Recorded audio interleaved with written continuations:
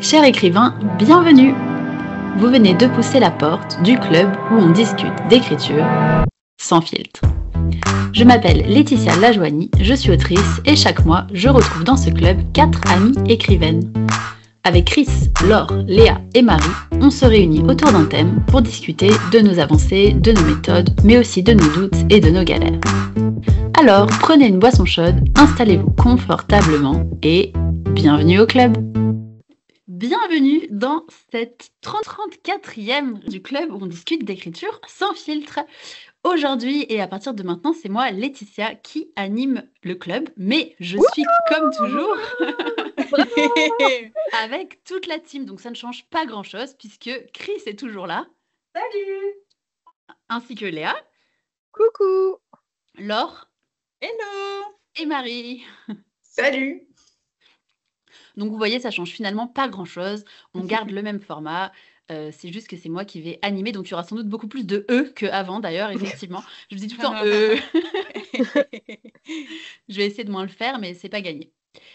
Pour l'épisode d'aujourd'hui, on avait envie de vous parler d'un sujet un peu compliqué en fait, mais on avait quand même envie d'en discuter avec vous. C'est qu'est-ce qu'on met de nous dans nos textes?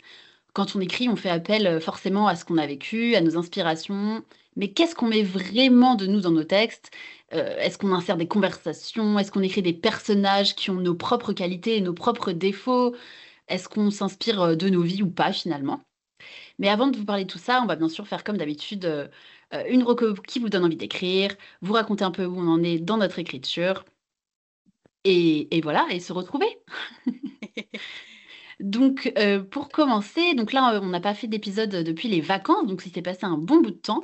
Est-ce qu'il y en a qui ont eu le temps d'écrire un peu pendant ces vacances? Personne, voilà. Un tout petit peu, donc vraiment un tout petit peu dans les notes de mon portable. Ah ouais, Pas mal déjà. C'est pas mal déjà. Marie, t'avais pas écrit toi un peu? Moi, j'ai même pas essayé cet été. Ah bon J'ai écrit en septembre, mais non, si j'ai essayé, mais c'était en juin, donc avant les vacances officielles de juillet-août. Donc non. ouais, je crois qu'on a tous eu des emplois du temps, enfin des vies, des bouleversements dans nos vies cet été. Enfin moi personnellement, j'ai pas du tout eu le temps d'écrire et j'ai pas du tout eu la tête à ça parce que en mi-mai, j'ai adopté un petit chien. C'était un des rêves de ma vie, donc je suis ravie de l'avoir accompli. Mais du coup, ça m'a pris tout mon temps, toute mon énergie. Comme je le racontais tout à l'heure aux filles, un bout d'oreille et beaucoup de trous dans mes vêtements et dans mes affaires.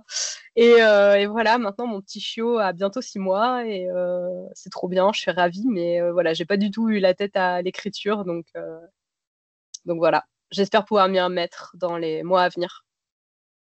Bon, je te le souhaite. Je vais te poser la question qu'on me pose tout le temps depuis quelques mois. Est-ce que d'avoir adopté un chien, ça t'inspire pour ton écriture? Ça te donne des idées? Pas du tout. Enfin, pas du tout. Non, ça m'inspire pas forcément. Je pense que peut-être quand ça se sera tassé et que le temps aura fait son œuvre, ça me permettra d'avoir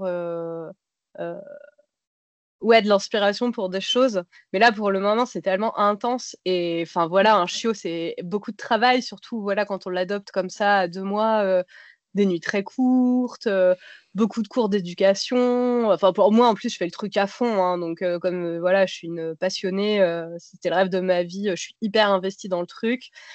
Du coup, ouais, je suis tellement dedans que j'avoue, j'ai pas trop pensé. Mais je pense que oui, ça m'inspirera parce que en fait, c'était un rêve, comme j'arrête pas de le dire. Et en fait, la réalité est tellement différente de ce que j'avais fantasmé et imaginé que c'est en vrai hyper fascinant. On est vraiment face à ce truc de. Il y a pas longtemps, j'ai lu Les Bulles de savon de Marie Vareille, où il y a cette maman, cette jeune maman qui fait un baby blues de ouf. Et en fait, je trouve que c'est, enfin comment dire, j'ai ressenti la même chose parce que tous les rêves qu'elle projette dans son futur enfant et la réalité est tellement finalement différente de ce qu'elle avait projeté. Bah en fait, je pense que c'est un peu toujours comme ça avec les trucs dont on rêve énormément dans sa vie. Et du coup, je trouve que c'est fou de vivre ce truc que je pense qu'il y a pas mal d'auteurs qui ont décrit, à savoir des personnages qui ont un rêve très très fort et qui ont espèce de réalité qui vient pas forcément briser leurs illusions, mais qui est complètement différente de ce qu'ils avaient imaginé. Enfin, je pense que c'est un truc qui est assez fort en fiction. C'est un truc auquel tout le monde peut s'identifier. Et c'est un truc que j'ai vraiment vécu ces derniers mois parce que rien de ce que j'avais imaginé, finalement, s'est réalisé. Et il y a des trucs que j'aurais jamais imaginé qui sont arrivés. Enfin, voilà. Du coup, j'ai l'impression de vivre plus intensément, ce qui est super pour l'inspiration et tout. Mais faut que ça se tasse un peu pour que ça me serve. Désolée, j'ai fait un long monologue. Ça semble vraiment pas mal comme démarrage de roman, en fait, d'avoir cette idée-là et maintenant de se dire, je vais transposer cette idée-là dans un roman. Ouais. Mais il faudra de l'énergie d'abord. Oui. Voilà. Bah moi, j'ai pas écrit cet été, puisque j'ai fait ma pause. Ma petite pause de 2 mois, du coup. Enfin, non, on a arrêté, mais on a terminé notre roman Chris en mai, je crois, à peu près. Je sais plus. Et à peu près, quoi. On a rendu notre 4 mains, enfin les corrections. Et donc après, j'ai fait une pause. Et là, j'ai repris vraiment en septembre. Mais moi, donc pareil, comme Marie, j'ai écrit, mais plutôt en septembre. Mais t'as beaucoup écrit, là.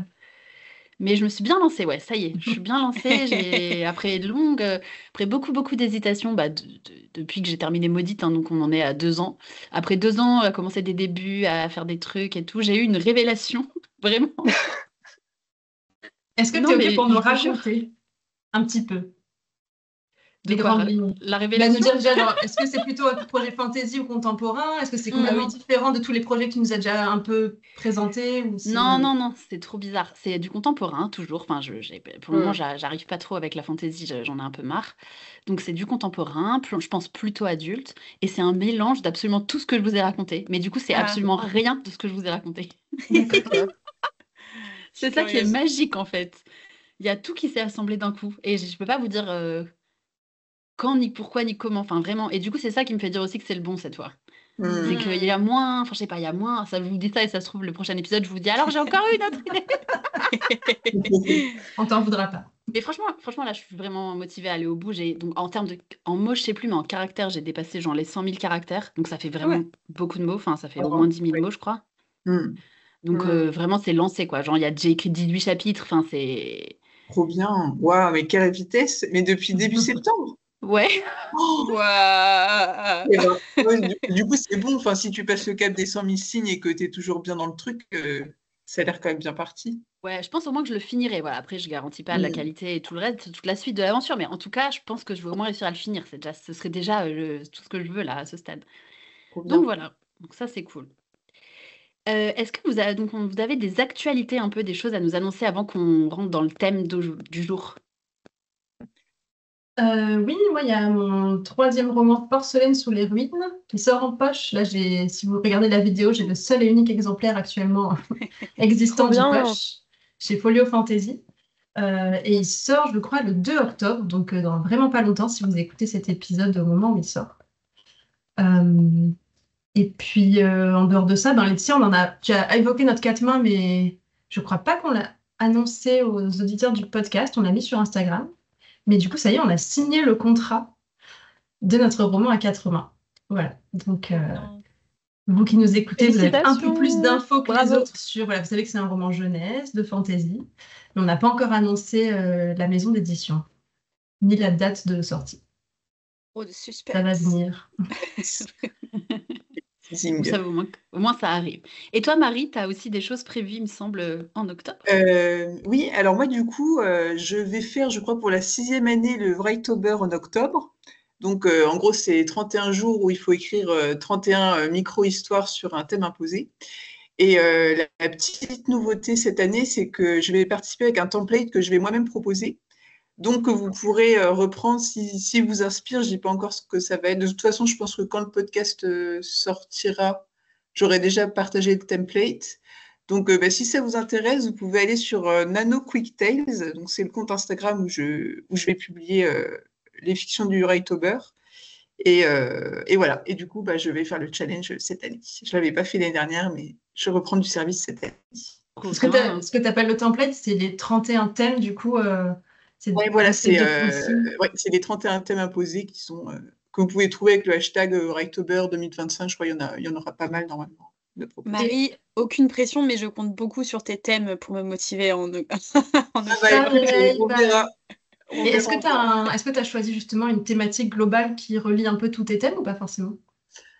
Alors, oui et non. Bah, vous verrez quand vous verrez le template. Ok, Mais j'espère que ça... On verra. Voilà, j'avais envie d'essayer un truc, donc de changer Mais c'est trop bien. Moi, je galère toujours à trouver des templates Writeober qui m'inspirent vraiment, qui me parlent. Donc, je suis contente que tu en fasses un stade. Et du coup, vous allez le faire. Donc, Laure et Chris, vous allez essayer de le faire? Essayer de le faire, c'est une bonne... c'est une très bonne formulation, je suis d'accord. Léa, moi, c'est toujours le moment de l'année où je me dis, bon, bah alors, c'est le moment, quoi. Trop bien. Léa, tu veux pas te motiver? Comme ça, on le fait toutes. J'aimerais bien trouver en moi la force de faire ça. Peut-être à 6h30 du matin, quand ma chienne est en train de manger sa gamelle de croquettes, je peux me dire, je prends 10 minutes pour écrire un petit truc. Je vais voir. Parce que en plus d'avoir tout ce petit bouleversement poilu dans ma vie, j'ai des gros bouleversements au boulot qui arrivent là. Donc le mois d'octobre va être un peu sportif pour moi, je pense. Mais voilà. On verra. Bon, et moi, ma petite actu, c'est que je suis en salon du livre, le salon de Aiguebelette, qui a toujours ce petit nom rigolo. Mais tu fais tous les ans avec Aiguebelette. Je suis passée devant en vacances, Laetitia. J'ai oublié de te dire, mais voilà. Voilà. C'est en Savoie, c'est au bord d'un super beau lac. Et c'est du 10 au 12 octobre. Donc, si vous êtes dans le coin, donc du côté de Lyon, tout ça, n'hésitez pas à venir me faire un coucou. Je sais que l'année dernière, il y avait des auditeurs du podcast qui étaient venus. Donc, franchement, n'hésitez pas à revenir. Puisque du coup, je sais plus si non, j'avais pas encore Maudite la dernière fois. Donc, n'hésitez pas à venir. Attends, t'as pas dit quand même sur Maudite? Ah oui, t'as une grosse actu? C'est vrai, ça. Oui, c'est vrai. Mais oui. Et oui, Maudite est dans les finalistes. Enfin, est sélectionnée pour le prix Imaginal des collégiens et pour 2 autres prix d'ailleurs. Ah ouais? Ouais, il y en a un à Neuilly-sur-Seine, un prix des bibliothécaires, je crois, et il y en a un en Normandie. C'est pareil, c'est aussi un prix collège en Normandie. Trop bien. C'est trop bien, c'est trop mérité. Ouais. Voilà, tu le mérites. J'espère que tu vas rencontrer des lecteurs et tout en allant à la remise. Attendez, mais j'ai pas gagné le prix encore, les copains. C'est juste des nominations là. Ouais, mais déjà, c'est cool. Ouais, mais... Puis moi, j'y crois. Voilà. Moi aussi. Tu le mérites, Laetitia. Vous êtes chou. Alors, pour la reco qui donne envie d'écrire du jour, c'est moi du coup, désolée, comme j'ai la parole aujourd'hui, je la garde. En fait, j'avais envie de vous parler d'un podcast, je pense pas que vous connaissiez autour de la table, ça s'appelle Comment c'est raconté. Donc c'est plus un podcast sur les films. En fait, le podcasteur, il analyse les structures narratives des films. Donc il a fait par exemple La La Land, Premier Contact, À couteau tiré. Et vraiment, c'est passionnant à écouter, parce qu'il utilise des exemples qui sont tirés de plein de livres et de concepts de narratologie. Donc vraiment, il va de Aristote au Cahier du cinéma, en passant par des grands scénaristes américains. C'est vraiment trop bien. Enfin, moi, j'adore vraiment. La seule chose, c'est que je vous recommande d'écouter que les épisodes pour lesquels vous avez déjà vu les films, parce que franchement, ça, évidemment, ça spoil grave, vu que ça spoil toute la structure narrative. Donc, à part cette petite mise en garde, donc n'écoutez que les épisodes des films que vous avez pas d'inconvénient à être spoilé, quoi. Mais sinon, c'est vraiment une mine d'or. Ça a l'air trop bien. Ouais, je connaissais pas. Ouais, ça a l'air cool. Et du coup, ça se trouve sur genre Spotify, Deezer, ce genre de plateforme? Oui, exactement. Il est même aussi sur YouTube. Moi, j'écoute sur Spotify, mais je sais c'est aussi sur YouTube. Donc voilà, c'est gratuit. N'hésitez pas à aller écouter. En tout cas, les 3 films que tu as cités font vraiment partie de mes films préférés, tous les 3, donc ça donne trop envie. Oui, moi aussi, je les ai pas choisis pour rien. Ouais. Eh ben, c'est trop intéressant. Vous nous direz si vous êtes allé écouter. On passe maintenant à notre thème du jour. Alors, pour commencer, moi j'avais une question toute bête. Mais déjà, est-ce que vous, en tant que lectrice, quand vous lisez un livre, vous vous demandez parfois qu'est-ce qui relève du vécu de l'auteur? Léa? Moi, je vais dire ça dépend du genre. Si je lis de la fantasy, je vais pas me poser la question. Par contre, si je lis du contemporain, je vais carrément me poser la question. Voilà. Les autres? Ouais, moi, ça m'arrive pas forcément dans tous les romans, même contemporains. Ah ouais? Ok. Ouais, en fait, je me dis que ça m'arrive seulement quand... Peut-être si je connais vraiment la personne, peut-être. Parce que forcément, je transpose un truc, je pense. Mais je pense que sinon, si je me pose cette question, c'est qu'il y a un truc qui fonctionne pas dans le roman. Ah ouais? Bah, en fait, je sais pas, moi, je me laisse vachement porter par ce que je lis, sans vraiment trop me poser des questions, justement, sur la personne qui a écrit ou comment elle a écrit ça. Enfin, voilà, je suis vraiment dans une posture de lectrice. Et du coup, si j'en arrive à me poser cette question-là, je pense que c'est peut-être parce que le truc va sonner d'une façon bizarre, je pense. Ah, ok. Ça... Oui, tu veux dire C'est que tu entends intéressant. la voix de l'auteur lui-même à travers la narration. Ouais, c'est ça. Ouais. En fait, je me suis dit, tiens, j'ai l'impression de ne pas trop me poser cette question et à quel moment j'ai pu me la poser. Et c'est plutôt dans ce type de contexte que je me la pose, quoi. Moi, j'aurais vraiment fait la même réponse que Léa, ça dépend du genre. Et je pense que plus le genre lui-même te tend la perche de la frontière qui se brouille entre réalité et fiction, plus tu vas te poser la question. Enfin, si tu lis de l'autofiction, par exemple, moi, je vais toujours me demander qu'est-ce qui est vrai, qu'est-ce qui est romancé. Alors que oui, si je lis du space opéra, beaucoup moins. Je pense que le livre qui m'a le plus fait ça ces dernières années, c'est Tout ce que dit Manon est vrai. Oui. De Manon Fargeton. Ou celui-là, enfin, tu peux pas ne pas te poser la question, en fait. Il est incroyable, cet ouvrage, quoi. J'arrive même pas à dire que c'est un roman, tellement tout est confusant entre fiction et autobiographie. On ne sait jamais vraiment. Enfin voilà, pour les personnes qui l'ont lu, c'est assez fascinant. Ouais. Du comme coup, exercice. Vous avez raison, et je rajouterais ça à ce que je disais tout à l'heure. Les trucs d'autofiction, forcément, on se pose la question. Voilà. Et ça veut pas dire que c'est pas bien écrit, pardon. Il y a des romans qui jouent un peu là-dessus aussi. Je pensais au Livre de perles de Timothée de Fombelle. Je sais pas si vous l'avez lu. Il y a ce truc où le narrateur est un auteur, mais qui est enfant. Enfin, moi, pareil, là, c'est complètement de l'imaginaire, mais tu peux quand même te dire, oh, mais est-ce que c'est Timothée de Fombelle qui a vécu ça ou pas? Après, là, c'est fait exprès aussi. C'est carrément un jeu narratif. C'est voulu, quoi. Il y a la même chose dans Les Facétieuses de Clémentine Beauvais. Oui. Où ça commence où elle se met elle-même en scène, Clémentine Beauvais, en train de discuter avec, je crois, une éditrice pour un projet d'écriture et tout. Alors après, ça part avec des faits et tout, voilà. Mais on se demande dans quelle mesure le ton de la conversation ou la manière dont se passent des rencontres entre auteurs et éditeurs a pu infuser dans son texte. Oui, là, effectivement, c'est vraiment fait exprès. Quand c'est un peu méta. Voilà. C'est ça. Et alors, du coup, quand on écrit, est-ce qu'on met pas de toute façon toujours un peu de soi, avant même de parler vraiment d'événements, etc., juste sans le vouloir, dans notre style, dans nos personnages, dans notre intrigue? Bon, c'est un peu profond comme deuxième question, mais... Ouais. En fait, je pense qu'il y a ce qu'on choisit de mettre de soi et il y a ce qu'on met de soi de façon hyper involontaire. Et ça, je pense que ça dépend peut-être de la démarche de l'auteur dès le début. Et ça dépend peut-être aussi du genre dans lequel on veut écrire. Parce que si on décide d'écrire de l'autofiction, tout de suite, on va avoir conscience de ça et on va jouer avec justement la porosité entre son vécu et le texte. Alors que si, par exemple, on choisit d'écrire en imaginaire, ça va plus être quelque chose qui limite nous échappe. Oui, qui de l'inconscient. Des petites références beaucoup plus subtiles. Je dirais que oui, enfin moi je serais radicale, je dirais oui forcément, mais tu vois, le simple fait de choisir un genre dans lequel on va écrire, c'est pas anodin. Enfin, je sais pas, si j'écris surtout de la fantaisie jeunesse, c'est que ça me représente, c'est que c'est ce que j'aime lire, donc déjà c'est un petit peu de moi, sans aller même dans le contenu du livre, mais dans ce qu'on choisit. Le simple fait de choisir d'écrire, ça dit quelque chose de soi, donc l'écriture, elle sort de notre cerveau, donc forcément qu'elle vient de nous. Et j'irais même jusqu'à dire que s'il n'y avait pas un peu de nous dans ce qu'on écrit, ça serait beaucoup moins intéressant. Enfin, je sais pas comment dire, mais ça ferait pas ce truc de il y a un auteur ou deux auteurs ou trois auteurs, mais il y a des gens derrière un ouvrage. Enfin, ça servirait à quoi qu'on ait notre nom sur la couverture? Vous voyez ce que je veux dire? Si on mettait pas un peu de nous dedans, ça pourrait être écrit par anonyme finalement. Les romans, on s'en ficherait, quoi. Je sais, c'est un peu deep là mon truc, mais voilà. Je trouve que Chris, elle a raison. Mais d'ailleurs, ça me fait penser à toute la question de l'IA, petite parenthèse.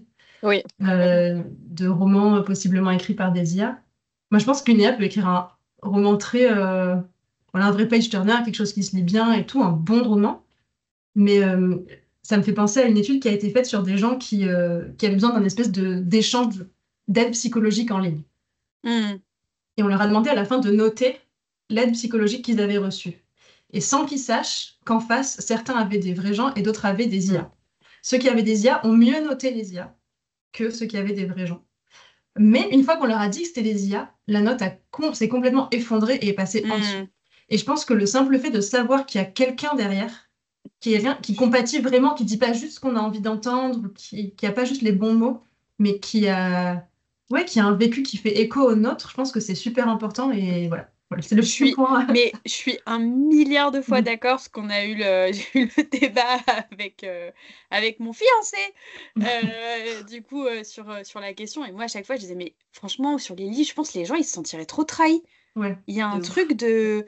je suis vraiment complètement certaine que l'IA peut écrire quelque chose qui serait hyper prenant, mais 1 milliard de fois, c'est sûr. Mais juste, il y a un truc de trahison, en fait. Moi, je m'en fous que je veux pas lire un truc qu'une intelligence artificielle a pondu. Je veux bien lire un truc un peu moins bien, mais qui est un peu plus vrai, parce que quelqu'un l'a écrit avec ses tripes et sa sueur. Ouais. Après, le truc un peu piégeux, c'est que... Enfin, c'est une sorte de contrat tacite où le livre qu'on lit, il est écrit par quelqu'un dont le nom est sur la couverture, mais ça, on sait que dans l'édition, ça peut aussi arriver qu'il y ait le nom de l'auteur et que c'est quelqu'un d'autre qui l'a écrit. Ouais, c'est vrai. Du coup, c'est aussi... Mais est-ce qu'on se sent pas quand même un peu trahi quand on l'apprend aussi? Et c'est pour ça que moi, ce truc de l'anecdote avec Léa, ça me perturbe un peu parce que... Oui, mais c'est parce qu'on a dit aux gens la vérité. Et si tu sais pas si la personne qui écrit derrière, elle est réelle ou pas, et en fait, c'est le truc qui est beau aussi dans les livres, c'est que je trouve que c'est le lecteur et l'auteur qui créent l'histoire ensemble et qui créent l'émotion ensemble, quoi. C'est beau. Et ouais. Mais c'est tout un sujet, ouais. Alors du coup, est-ce que vous avez des exemples de choses précises de vous qui auraient fini dans vos histoires? Donc je pense à, je sais pas, des souvenirs, des émotions, des lieux. Ça hoche la tête, mais ça ne parle pas. Moi, c'est ce que je vous disais un peu avant l'épisode, c'est comment en fait je mets toute mon énergie à écrire des histoires où il y a en apparence très très peu de moi et de mon vécu. Je suis hyper à l'aise, par exemple, pour avoir des héros masculins parce que tout de suite, je vais pouvoir me couler dans un autre personnage. J'ai pas ce truc de... À chaque fois, par exemple, que j'ai une héroïne qui est féminine, je sais pas si vous avez ça quand vous écrivez. Moi, j'ai toujours le truc de dire, faut pas qu'elle me ressemble. Et je trouve que c'est une gêne supplémentaire. Et c'est pareil, c'est aussi pour ça que j'écris de l'imaginaire, c'est que j'ai pas de pont à créer entre mon vécu et ce que j'écris, quoi. Du coup, j'imagine que je mets des choses, mais... Moi, j'ai une question, Marie. Pourquoi est-ce que tu veux absolument que tes personnages soient différents de toi? Est-ce que c'est une volonté consciente ou est-ce que c'est inconscient? Le divan est juste ici. Oui, voilà, Léa, en fait, c'est une volonté consciente parce que je trouve que si c'est des persos qui me ressemblent, c'est un peu flemmard de ma part. Ah, ok. Moi, j'écris pas pour... Alors, évidemment, j'imagine mes héros, ils ont sûrement des petits motifs de névrose que j'ai aussi. Mais c'est pas intéressant, en fait, d'écrire un personnage qui est moi. Ok. Tu le vis comme ça, ok. Après, je sais pas, peut-être que j'aurai d'autres histoires que j'écrirai où la question sera moins forte, mais moi, j'ai l'impression qu'il y a certaines histoires, il fallait que le personnage principal il soit très différent de moi pour avoir une lumière un peu intéressante sur l'histoire. Ok. Je trouve ça hyper intéressant. Alors que moi, c'est un peu le contraire. Ah ouais? Ouais, je le fais pas forcément exprès, mais tous mes personnages principaux me ressemblent un peu. Ah bon? Et je me dis, cool, allons-y. C'est pas grave, on s'en fout, allez. Alors que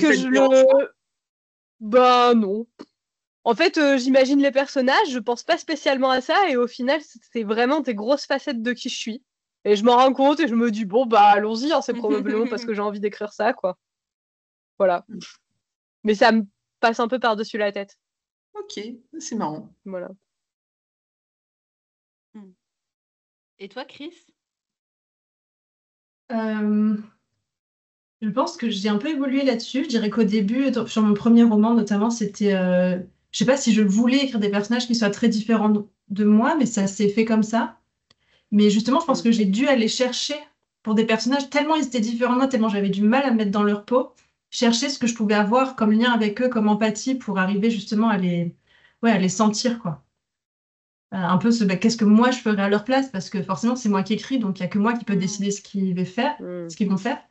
Et je trouve que ça me demande vraiment un effort cognitif beaucoup trop grand de me dire que ferait quelqu'un qui a cette psychologie-là qui est absolument différente de la mienne. Enfin, ça me demanderait vraiment de noter en fait toute sa psychologie, et ça serait un truc beaucoup moins intuitif. Je sais pas si vous voyez ce que je veux dire. Ouais. Après, dans Du thé pour les fantômes, bah, c'est beaucoup plus clair et net, même si ça s'est fait sans que je m'en rende compte au début. J'ai commencé à écrire une histoire et après, je me suis rendu compte qu'en fait, il y avait plein de trucs quasiment autobiographiques. Et du coup, après, bah, je l'ai travaillé, ça. Je l'ai souligné, voilà. J'ai fait en sorte que ça s'intègre bien dans le roman. Et pour Porcelaine sous les ruines, c'est encore différent. C'est que j'ai pris carrément les décors irlandais dans lesquels j'étais pour écrire le roman. Donc, c'est encore un peu différent. Mais après, Laetitia nous proposait de lire des extraits de romans éventuels qui sont extraits de nos vies, en fait, qui parlent de nous. Donc, on fera ça peut-être à la fin de l'épisode. C'est ça que tu avais prévu, Laetitia? Ouais, c'est ça. J'ai hâte d'avoir un peu... parce qu'on s'en est pas du tout parlé. J'ai juste distribué la consigne, mais on s'en est pas parlé. J'ai hâte de discuter de ça. Moi, sur les personnages, c'est hyper marrant parce que moi, je suis plutôt comme Léa, du coup, je pense. Du genre à écrire des personnages et à me rendre compte après qu'en fait, ils me ressemblent.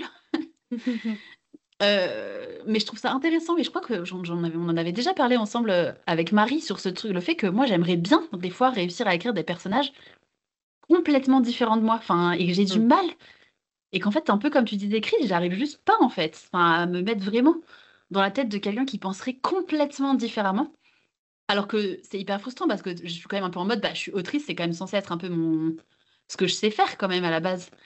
Et donc, je pense que oui, je sais le faire un peu, mais un peu. Enfin, genre, parfois, j'aimerais bien être capable peut-être de le faire plus, enfin, de pousser plus loin le truc, quoi.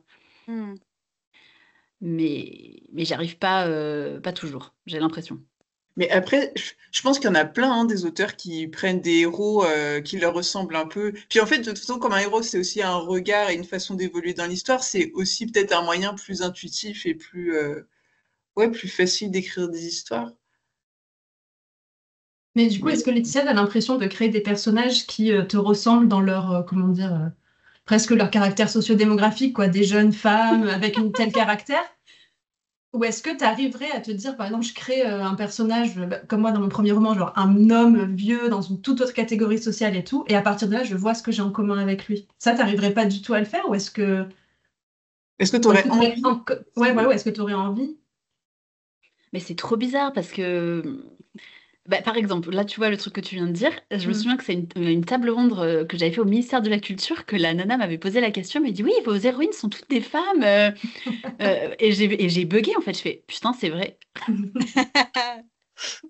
Heureusement, avec Chris, on a changé ça, puisque spoiler, c'est un héros dans notre roquette. Qui est trop mimes.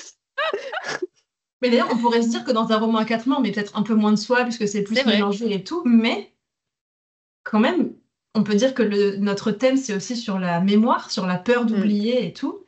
Et ça, c'est quelque chose que toi, à la base, dont on avait discuté, où tu disais, mais moi, je consigne tout, j'ai trop peur d'oublier tous mes journaux intimes de quand j'étais petite, je garde toutes les photos et tout, et on est quand même parti de ça pour créer notre personnage. Donc malgré tout, il y a un peu de nous, vrai. Quoi. Non, mais c'est clair. J'y avais pas du tout pensé en lisant le roman, mais... Bon, bêta lisant le roman, mais Chris, tu viens de me faire un... J'y avais pas du tout pensé, mais en fait, grave. C'est ouf. J'y avais pas du tout pensé. Mais là, c'est des trucs un peu inconscients, quoi, pour le coup. Enfin, là, oui, on en avait parlé, on l'avait conscientisé, mais globalement, en général... Enfin, là, typiquement, le truc de... vraiment, ça peut vous sembler... Enfin, à écouter, je pense que c'est ridicule, mais oui, sans blague, mais c'est que des héroïnes que j'ai écrites, en fait. Ouais, mais en fait, t'as quand même des belles galeries de personnages secondaires qui n'ont rien à voir avec toi. Enfin, tu vois, je pense autant dans Le Serment des Traqueurs que dans Maudite. Il y a plein de personnages secondaires qui sont pas aussi importants que les héroïnes, mais qui sont quand même hyper importants et qui n'ont rien à voir avec toi.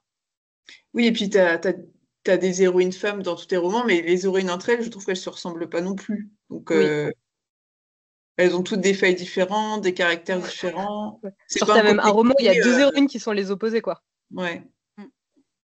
Je me dis que ce qui est important, peut-être pour nos auditeurs aussi de comprendre, c'est de se dire que c'est peut-être pas grave si ton héros, à chaque fois, il te ressemble un peu, ou si un personnage te ressemble un peu. Oui. Mais peut-être qu'au sein d'un roman, il faut pas que tous les personnages se ressemblent. Ouais.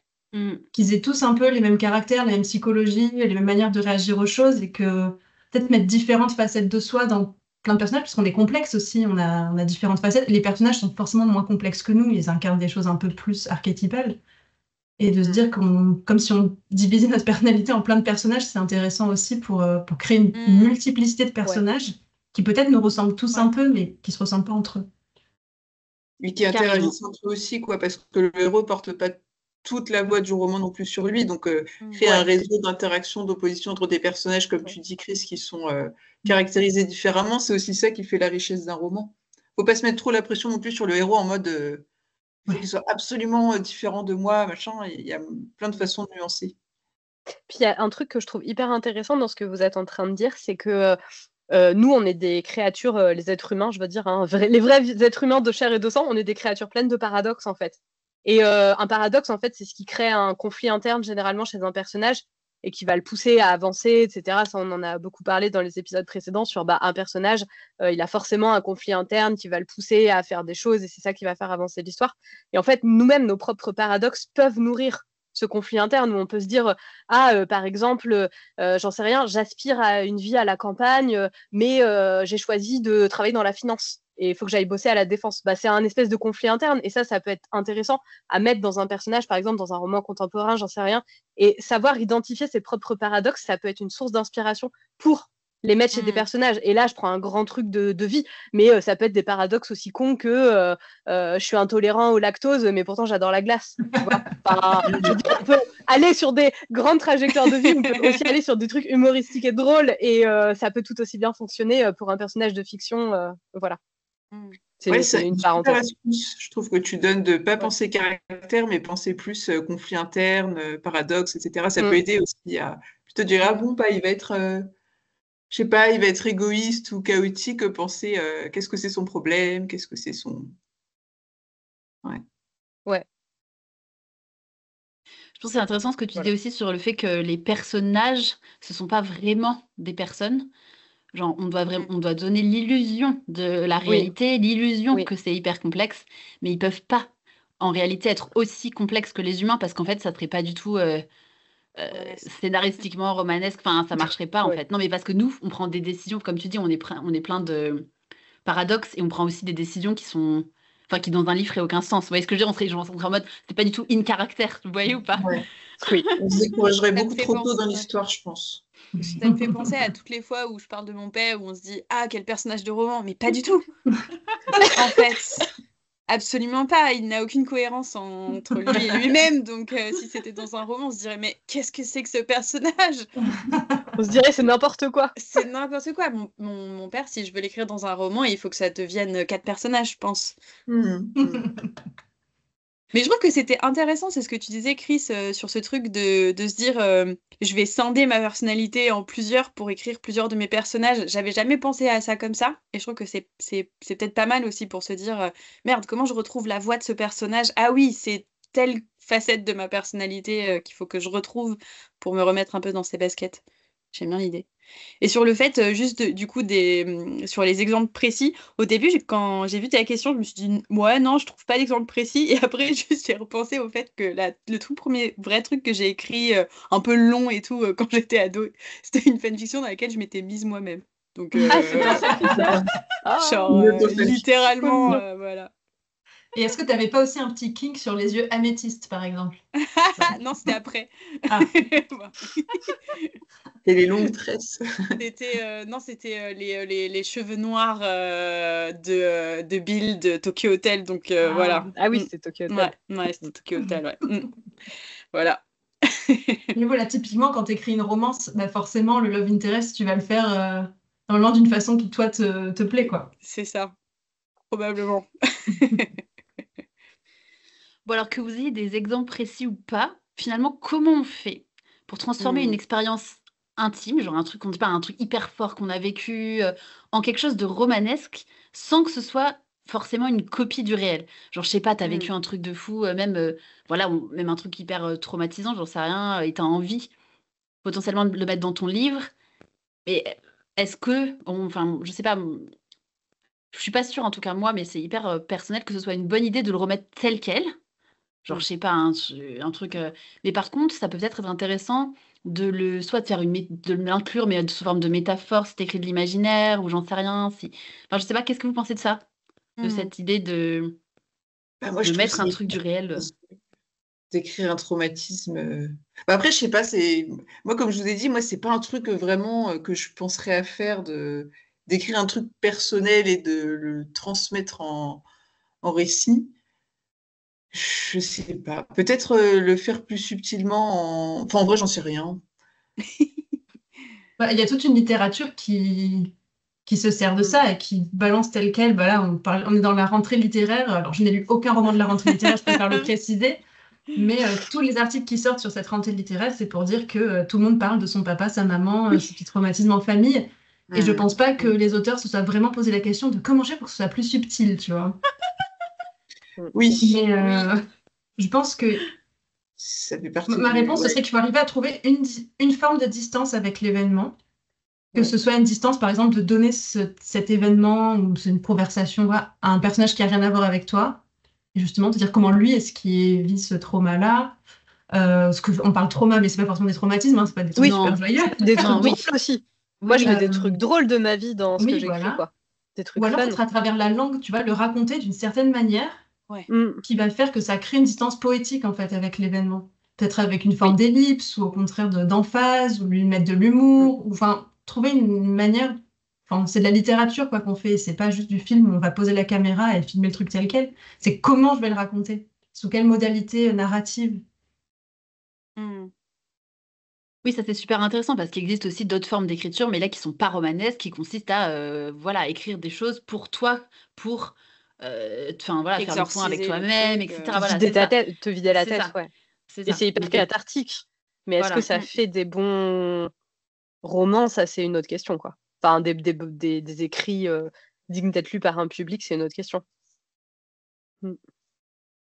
C'est ça. Mais je trouve que c'est hyper intéressant ce que tu disais, Chris, sur le côté, il faut réussir à mettre un petit peu de distance d'une manière ou d'une autre, en fait.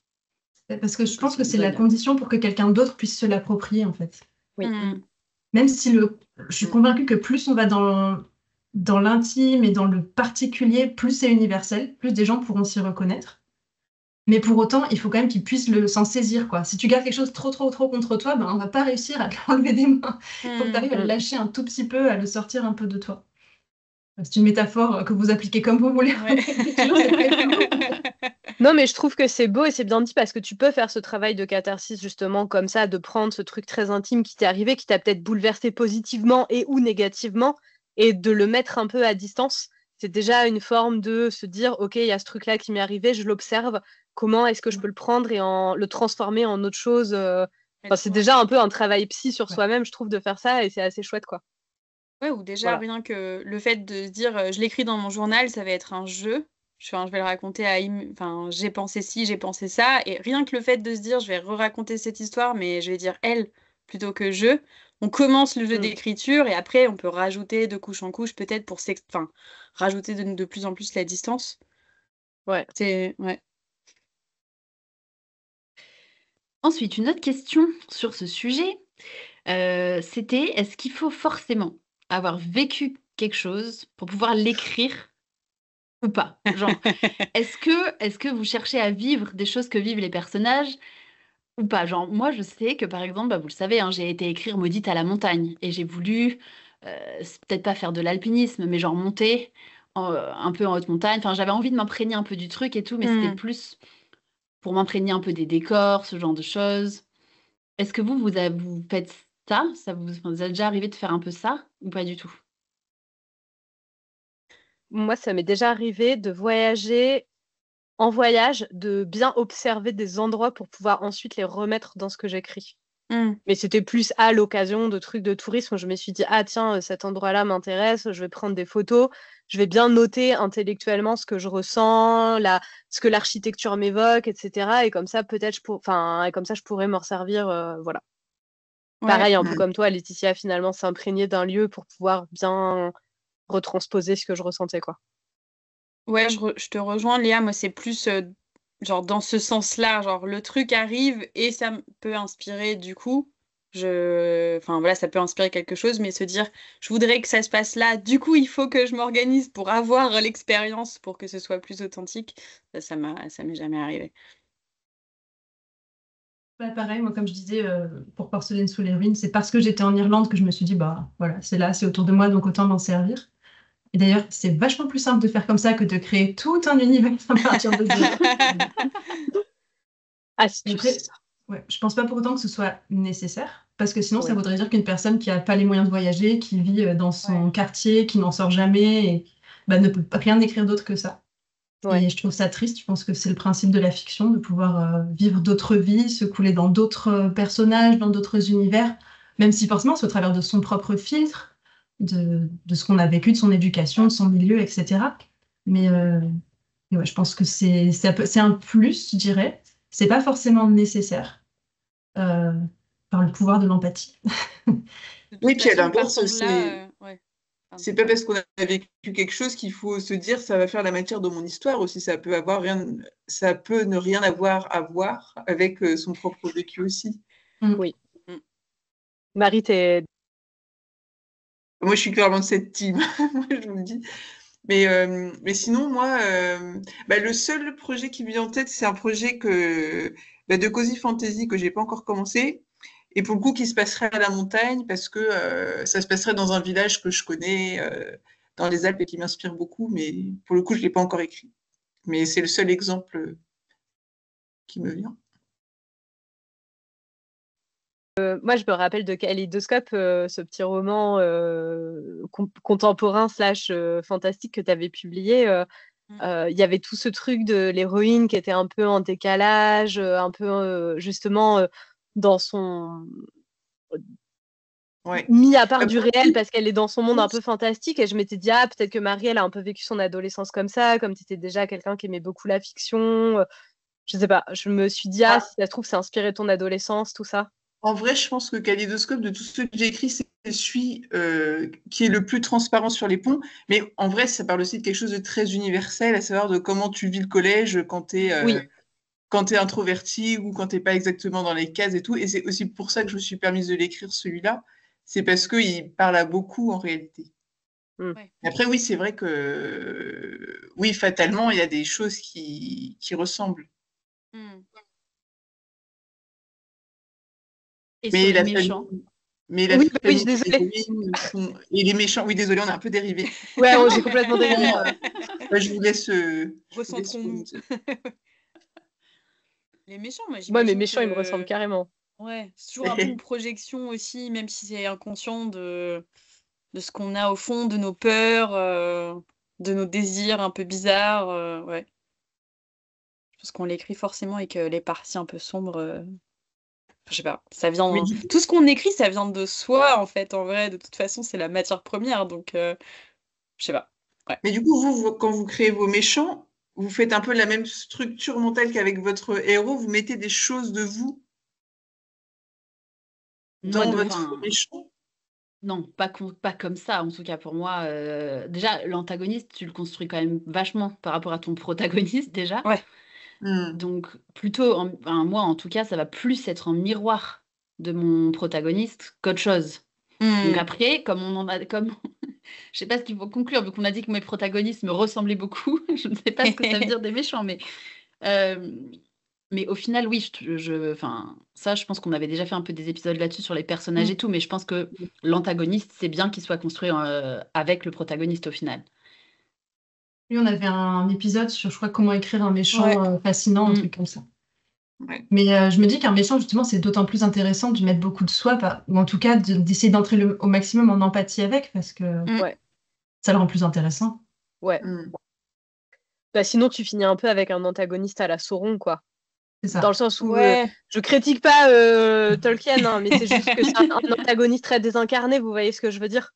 T'as pas beaucoup d'empathie avec Sauron, je veux dire, c'est un œil en haut d'une tour qui représente le mal absolu. Bon, il remplit son rôle archétypal, mais tu vas pas dire, oh là là, le pauvre, il a vécu des choses dans le Silmarillion et tout, parce que de toute façon, tu l'as pas lu.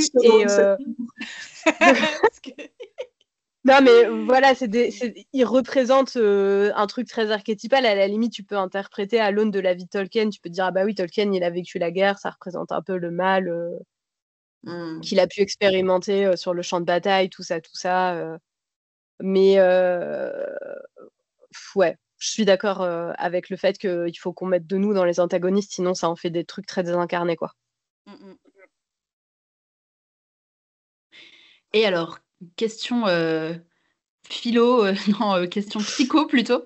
Jusqu'où est-ce qu'on ose du coup aller? Jusqu'où est-ce qu'on ose mettre de soi dans un texte? Est-ce qu'on met, je sais pas, est-ce que vous avez déjà fait des personnages qui ressemblent un peu à des gens que vous connaissez ou des choses comme ça? Je sais qu'il y a certains auteurs qui le font, hein. Non. Marie, on a compris, elle. Marie, vraiment, Non. pas du tout, ouais. Je pense que c'est beaucoup plus facile, en quelque sorte. Comme je disais tout à l'heure, pour les décors, c'est plus facile de partir d'un truc existant que de tout construire de zéro. Bah, pour une psychologie de personnage, c'est pareil, j'imagine. Enfin, t'as pas besoin de tout imaginer, le fonctionnement de la personne et tout. Tu prends quelqu'un qui existe, tu dis comment cette personne aurait réagi dans cette situation. Moi, j'ai jamais réussi à faire ça. C'est vrai? Parce que en fait, je pars dans le truc. En fait, les gens, ils sont tellement complexes. Enfin, vraiment, moi, j'ai déjà essayé en me disant, bah, c'est bien plus simple, évidemment. J'ai qu'à prendre machin. Et ça marche pas parce que machin, il est tellement complexe et je connais toute son enfance et ses failles et ses paradoxes. Et en fait, ça marche pas, quoi. Il faut synthétiser de ouf. Ouais, c'est sûr qu'il faut élaguer, tu peux pas le prendre tel quel. Mais après, c'est aussi peut-être parce que juste un personnage, c'est un outil au service d'une histoire et peut-être que cette personne-là, elle appartient pas à cette histoire-là, en fait. Mais après, c'est vrai que je trouve qu'il y a un peu ce truc de, comment dire, un personnage, tu vas le comprendre parce que c'est toi qui l'as écrit ou, enfin voilà. Et est-ce qu'on comprend jamais quelqu'un par contre, en fait, même, enfin voilà, même vous que je connais hyper bien, bah en fait, je sais pas ce que vous avez au plus profond de vous, voilà. Et du coup, nous-mêmes, on ne sait pas ce qu'on a au plus profond de nous. je sais pas.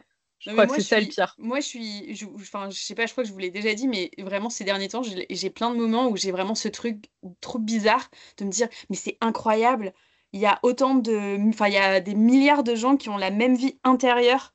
Enfin, je trouve ça complètement fou comme idée, en fait. Enfin, voilà. Et ouais, je trouve que c'est... Du coup, à chaque fois que je me dis, tiens, cette personne, pourquoi pas? Mais en fait, ça va être juste un petit détail, mais de vraiment trop s'inspirer de la personne, je pense que ça devient tout de suite hyper bancal, parce qu'en fait, je sais pas trop comment est-ce qu'elle réagirait vraiment, ou ce qu'elle penserait véritablement.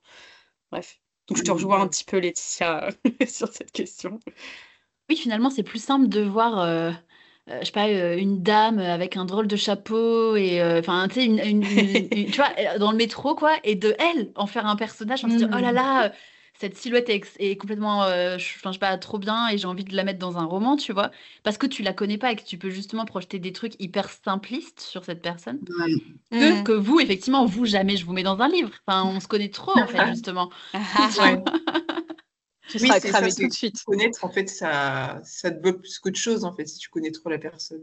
Puis il y aurait un truc, moi, j'aurais jamais l'idée de faire ça, mais parce que, comme pour la question du héros, j'aurais l'impression de tricher, en fait, de pas faire le travail de construction de personnage.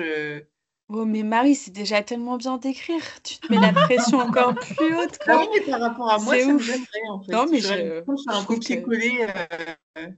Du coup, Marie, je te trouve encore plus admirable. Avec mon sens de l'intégrité. De ouf. De ouf. Moi, je me suis vraiment posé la question d'en douter pour les fantômes, puisque donc, comme je disais, j'ai commencé par écrire une histoire avec des personnages totalement fictifs avant de me rendre compte qu'en fait, mon inconscient avait jeté quand même pas mal de pistes et, voilà, pour me dire qu'en fait, ça parlait beaucoup de mon histoire familiale. Et donc, une fois que je m'en suis rendu compte, c'était ça la question, c'était dans quelle mesure je calque le personnage de la mère sur ma mère, ou le personnage de la fille sur moi, ou de la sœur sur ma sœur. Et il a fallu faire des choix, et évidemment que le personnage de la mère, c'est pas ma mère. Mais voilà, après, quand on lira des extraits, il y a certaines choses, certains moments, certaines dynamiques relationnelles que j'ai réutilisées, dont je me suis nourrie, en fait, pour créer la relation entre Félicité et Carmine, par exemple. et pour lui donner plus de chair, en fait, un truc plus concret, plus réel. Mais je me suis vraiment posé la question, c'est-à-dire que pour moi, c'était clair qu'il y avait des choses très inspirées du réel. Et du coup, avant que le livre paraisse, j'ai dit à ma sœur, écoute, je vais te le faire lire. Est-ce que tu penses qu'il faut que je le fasse lire à maman? Est-ce que tu penses qu'elle va se vexer sur certaines choses ou pas?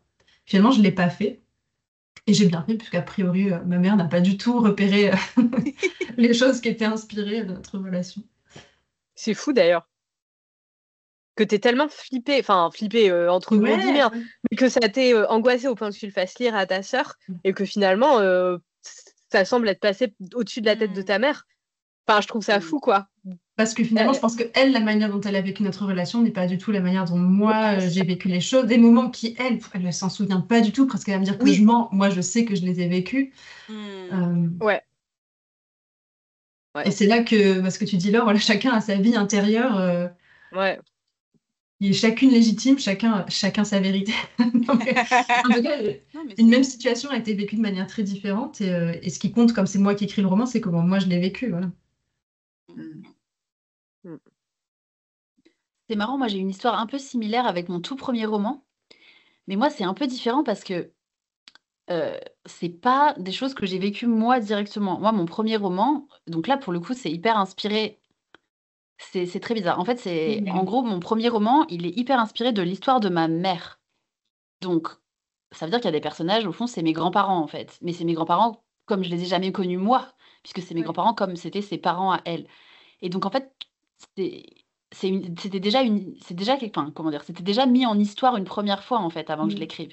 Puisque ma mère m'a raconté cette histoire, et moi-même, je l'ai encore décalé d'un cran. Enfin, c'est pour ça que ça me parlait vachement ce que tu parlais sur le décalage. Et puis là, en plus, c'est même pas moi c'est même pas des événements que j'ai vécu moi en première, au premier plan, quoi. Mais j'avais quand même ce truc, du coup, c'était une des questions, tu as répondu un peu à l'avance que j'avais, c'était est-ce que vous avez déjà eu peur que vos proches reconnaissent certaines choses dans vos récits? Et du coup, moi, pareil, sur ce premier livre, je savais pas trop. Et je lui avais demandé si elle voulait le lire avant qu'il sorte, et elle m'avait dit non. Et finalement, une semaine avant qu'il sorte, elle m'a dit finalement, est-ce que je peux le lire? Je dis, oui, mais là, tu sais que c'est trop tard, là. Il est en librairie dans une semaine, là. C'est déjà imprimé, c'est foutu, quoi. Et finalement, elle a quand même reconnu certaines choses. Et il y a des choses, je me souviens qu'elle m'a dit, oh, je suis étonnée que tu t'en souviennes. Enfin, elle était...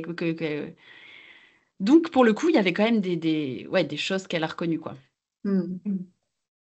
Et qui va un peu à l'encontre de tout ce que j'ai dit avant, puisque donc finalement, j'ai mis des choses, mais pas de moi. Enfin, vous voyez ce que je veux dire? C'est un peu bizarre, je trouve. C'est un peu encore autre chose. C'est décalé d'une génération. Donc, Et moi, je suis curieuse d'un truc. Est-ce que du coup, ça l'a émue, ça l'a touchée, ça l'a agacée? Enfin, est-ce qu'elle t'a partagé un sentiment qu'elle a ressenti après avoir lu sa propre histoire, du coup, transposée en fantasy, ou pas vraiment? Elle t'a pas vraiment dit Ouais, si. En fait, pour elle, ça disait plus de choses de notre lien à toutes les deux qu'autre chose, en fait.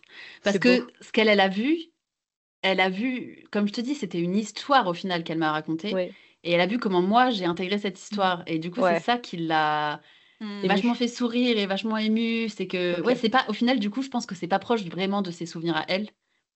Mais plus proche des souvenirs des moments qu'on a partagés nous, tu vois ou pas? Ouais, je vois très bien. Je pense que l'épisode d'aujourd'hui est très... c'est non, mais sans filtre. Je trouve ça beau parce que c'est pas une histoire très joyeuse, sans spoiler le roman. Et finalement, qu'elle était émue en la relisant et qu'elle trouve que c'est une marque de son lien avec toi, je trouve que c'est une belle catharsis, justement. Enfin, c'est un beau truc de retournement, tu vois. Je trouve ça trop beau. Voilà. Il y a une anecdote qui me revient juste parce que j'ai une révélation cet été, je viens de m'en souvenir. Je vous en ai parlé en plus. Ma mère m'a donné, il y a quelques mois, les feuilles manuscrites d'un espèce de journal qu'elle a tenu à partir de ma naissance et pendant toutes mes premières années. Parce que donc, voilà, j'ai accouché fermé d'un petit garçon, d'où monter dans un petit contenant inhabituel ma tête de semi-déterrée. Et voilà. Mais du coup, elle m'a transmis ça. Sur l'enveloppe, il y avait écrit « Pour ma fille, quand elle sera prête à me donner des petits-enfants. » Waouh, la pression. Je m'en remets pas. Non, moi non plus, je m'en remets pas. Mais moi, j'étais pas là quand t'as raconté cette histoire, en fait, j'en ai aucun souvenir. Donc, mais parce que Léa, quand j'ai raconté ça cet été, t'étais partie avec San, avec ta chienne. J'étais partie promener la bête du Gévaudan. Ok, ça marche. Et elle n'a pas relu, en fait, ce qu'elle m'a donné. Ok. Ah ouais, c'était brut de décoffrage en plus. Ok, waouh. Tout à fait brut. Alors d'un côté, je suis hyper reconnaissante qu'elle ait pris le temps d'écrire tout ça parce que c'est précieux, quoi. Ça montre aussi le soin qu'elle a mis dans notre relation. Mais il y a des choses. Bref, une chose en particulier que je ne savais pas et que j'ai découverte, c'est que donc je parlais énormément, très tôt et beaucoup, si bien que dès l'âge de 2 ans, ma mère me menaçait de me scotcher la bouche pour que je me taise. Alors en rigolant, bien sûr, parce qu'après quand j'ai soulevé ce sujet un peu plus tard dans l'été, quand ils sont venus me voir, je dis, tu te rappelles que tu avais écrit ça? Oh, mais c'était pour rigoler, évidemment. Sauf que je pense qu'elle me l'a dit assez souvent. Et j'ai réalisé quand même que Egonia, elle est muselée quoi, dans du thé pour les fantômes, qu'on l'empêche de parler. Bref, voilà. D'un coup, ça a fait un comme ça dans la tête. Donc même si j'avais pas du tout conscience de mettre de moi dans le personnage d'Egonia, je pense qu'il y a mon inconscient a glissé des choses. C'est fou, ça. Voilà, c'était le petit point psychanalyse. De ouf. C'est fascinant. Ouais. Enfin, ouais, c'est vraiment sans filtre aujourd'hui. Mais c'est trop intéressant à la fois. Enfin, je trouve ça trop intéressant. J'espère que ça va pousser nos auditeurs à se questionner justement sur des choses que eux, ils auraient pu mettre inconsciemment ou consciemment dans ce qu'ils ont écrit, quoi. N'hésitez pas à nous le partager si vous avez des anecdotes de ouf comme ça. Je trouve que c'est hyper puissant quand tu as écrit un truc et qu'après tu te rends compte. Ouais. En fait, ça venait de ton enfance et d'un truc qui t'avait marqué. Ouais, puis le pouvoir du cerveau et de l'inconscient, c'est assez fou. C'est ouf. Ouais. Moi, j'ai le truc sur la. Je pense que je ne l'ai jamais raconté dans ce podcast, mais je l'ai déjà raconté sur Instagram. J'ai le truc de la cape, moi pareil, donc toujours dans ce premier roman, où en fait, donc, le livre parle de la magie de la colère qui vient d'une lune rouge, et c'est un livre qui se passe dans des vignes. Donc pour moi, la couleur rouge, elle était à la base de cette histoire. Et ceux qui font la magie, et donc le père de l'héroïne, il a une cape rouge. Et c'est cette cape qui est la cape des lunaires, qui est la cape de ceux qui font la magie. Et ma mère, quand elle a lu le livre, elle m'a dit « Oh, c'est fou, tu te souviens de la cape ?» Et moi, je disais « Mais de quelle cape on parle ?» Ben non, tu vois, en fantaisie, hein, les mages, on leur met des capes, et elle est rouge, parce que dans cette histoire, le rouge, il a un sens symbolique très fort. Et elle était là, non, mais non, c'est pas du tout pour ça que tu lui as mis une cape rouge, c'est parce que ton grand-père faisait partie d'une confrérie et ils avaient tous une cape rouge. Et moi, j'étais là, mais... Et elle a dû aller me chercher des photos. Et j'ai effectivement des photos de mon grand-père à cette confrérie avec des capes rouges. C'est ouf. C'est ouf. C'est ouf. Voilà. Bon. Voilà. Bon, une petite dernière question pour conclure avant qu'on passe à la lecture de nos extraits. Est-ce que du coup, se dévoiler dans nos textes, c'est une force ou une vulnérabilité finalement? Non, mais là, il nous faut 4 heures. Thèse, antithèse. Sujet de bac. Ouais. C'est les deux. Les deux. Être fort, c'est savoir se montrer vulnérable. Voilà. Franchement, rien de mettre sur Facebook avec 3 petits points de suspension et des gifs paillettes autour. Vous savez, genre truc Skyblog, non, mais genre à bon entendeur. Ouais. Voilà. Ça peut être une disserte de philo.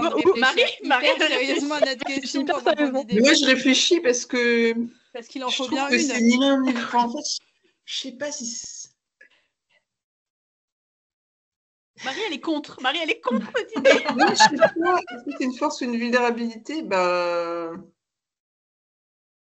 je sais pas, je le trouve difficile ce sujet. Donc, clairement, tu trouves que c'est une faiblesse, Marie? Je sais pas. C'est une facilité. C'est pas une faiblesse, mais c'est une facilité. Une facilité.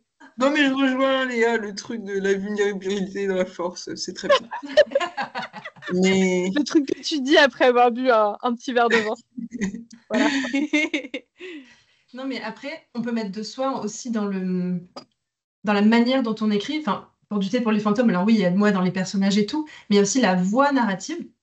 Vraiment, j'ai énormément hésité avant d'écrire ce livre comme ça, donc avec quelque chose d'assez oral, avec ma petite voix intérieure en fait. Et j'avais l'impression de me foutre à poil. Enfin, vraiment, c'était dur quoi. Je me suis dit, est-ce que j'enjolive pas un petit peu quand même le truc parce que cette voix-là, elle est hyper intime. Comment les gens vont la recevoir? Ouais, vraiment, j'avais l'impression de donner un morceau de mon âme quoi avec ce style-là, cette voix narrative-là. Et c'était hyper effrayant. Et en fait, c'est ce qui a fait, je crois, la force du livre. Parce que c'est ce qui a fait Carrément. que je pense qu'il est un peu sorti du lot dans le monde de la fantasy et que aussi des gens s'y sont reconnus, ont accroché. Ou pas, hein, d'ailleurs. Ou que ça a divisé, que des gens l'ont trouvé trop déroutant et n'ont pas aimé. Mais voilà, je pense que cette vulnérabilité que j'ai eue sur le style a fait la force du roman. Pour répondre très précisément à ta question. C'est une bonne synthèse. C'est parfait. Oui, donc pour finir, pour celles qui en ont envie, j'avais proposé de lire un passage d'un texte qu'on a écrit et de dire ce qui a inspiré de quelque chose de réel. Alors, je crois que Chris, elle a trouvé un passage. Je ne sais pas s'il y en a d'autres d'entre vous qui ont... Ou s'il y a qu'elle et moi. Ok, Non, moi, désolée, j'ai rien. Moi, j'en ai un si vous voulez, mais c'est très drôle. Okay. C'est humoristique. Ok. Cool. Et avant qu'on les lise, juste, je trouvais ça hyper intéressant parce qu'en fait, moi, malgré ce que je vous ai raconté, en fait, à part des descriptions, j'ai rien trouvé. J'ai trouvé que c'était impossible, en fait. Et c'est aussi par rapport à tout ce qu'on vient de dire sur le conscient, l'inconscient. C'est bizarre. À la fois, j'ai l'impression de mettre vachement de moi dans mes personnages et d'écrire des persos qui me ressemblent. Et en même temps, franchement, j'ai relu plein de passages du Serment des Traqueurs. J'ai relu plein de passages de Maudite et de Lou. Et j'ai rien trouvé, en fait. Enfin, où je pourrais vous dire... un truc hyper concret, spécifique, de tiens, cette scène-là, c'est cette scène transposée, ou un truc comme ça. Ouais. Pas vraiment, en fait. Ouais. Même des trucs de montagne dans Maudite? Eh ben, c'est des descriptions dans ce cas. Si c'est des descriptions, oui, on peut s'y retrouver. Ah ouais, les chiens de traîneau, tout ça, c'est des descriptions aussi, c'est vrai, ouais. Mais pas, tu vois, j'ai pas trouvé, je sais pas, Après, c'est aussi ce qu'on disait par rapport au genre. Enfin, je veux dire, j'écris de la fantasy, donc en même temps, ils sont en train de parler... Dans le Serment des Traqueurs, ils sont tous en train de parler de se jeter des potions à la gueule et de leurs aigles. Enfin bon, c'est logique que je retrouve rien de complètement transposable, ouais. vous voyez. Transposable, ouais. Enfin, donc moi, enfin, du coup, c'est nul, quoi. C'est genre une description que je peux vous lire. Du coup, c'est déceptif. Il ne reste pas très grave, non? Mais oui, on peut... Le travail d'aller chercher cette description. Travail que moi, je n'ai pas. Léa, tu veux commencer avec ton truc drôle? Ouais, si vous voulez.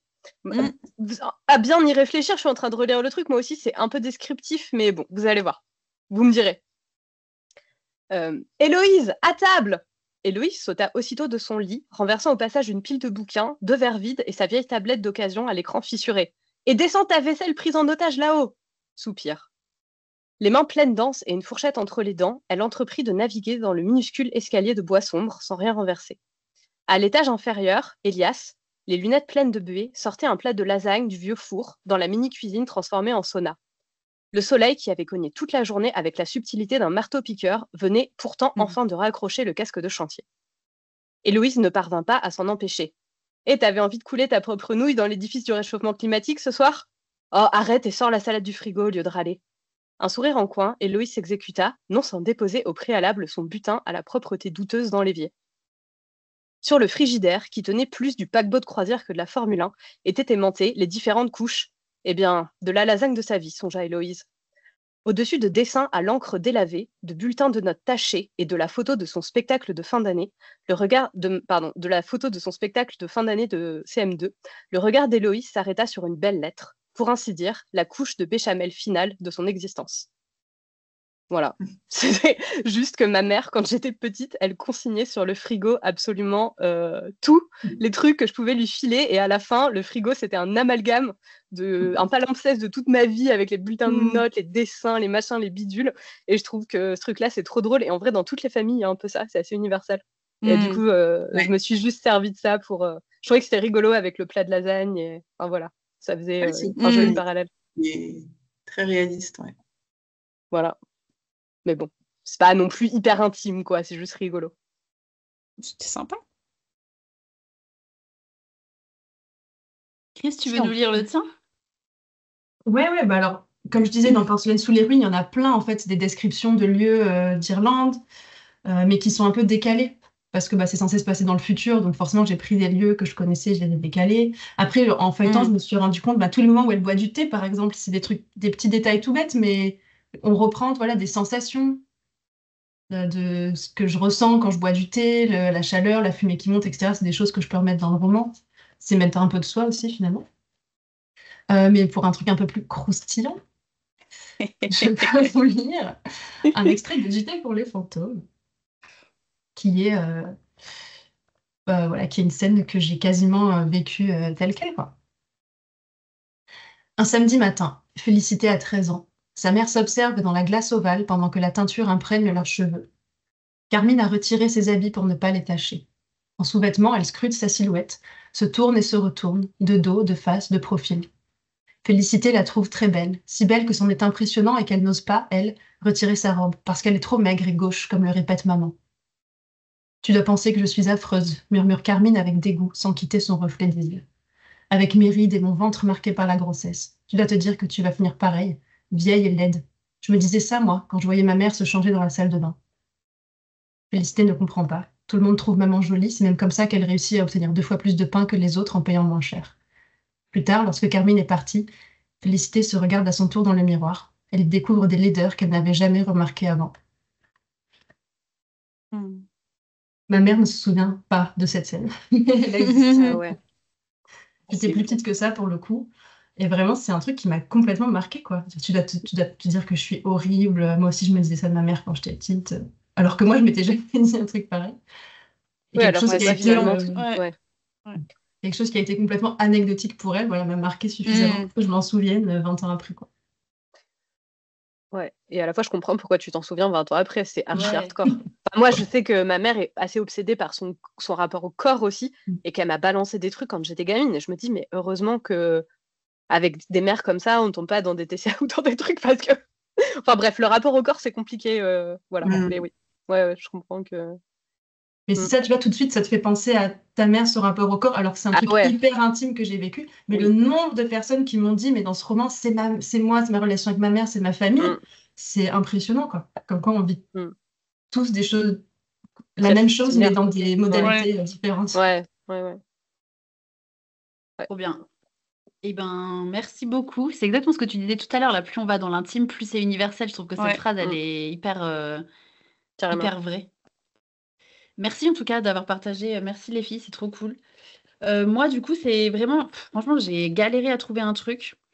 Voilà, c'est surtout des descriptions que j'ai. Bon, il y en a une en particulier. C'est dans Loup, c'est dans mon premier roman. Et c'est la description d'une grotte. Ah oui. Non, mais oui, je vous l'avais montré, non, cette grotte en Oui, en vrai. Oui, on y a été. Oui, exactement. Je vous la relis, vous allez me dire si vous la revoyez. La cavité se trouve après le premier champ, dans un bosquet ombragé de pins et de bruyères. Le sol calcaire a été nettoyé sur plusieurs mètres pour laisser un espace devant le lieu de recueillement et 2 bancs attendent les croyants. En pierre blanche de la région, haute de 3 mètres de haut et longue de 6, la grotte en elle-même n'a rien d'impressionnant. Il s'en dégage pourtant une étrange atmosphère.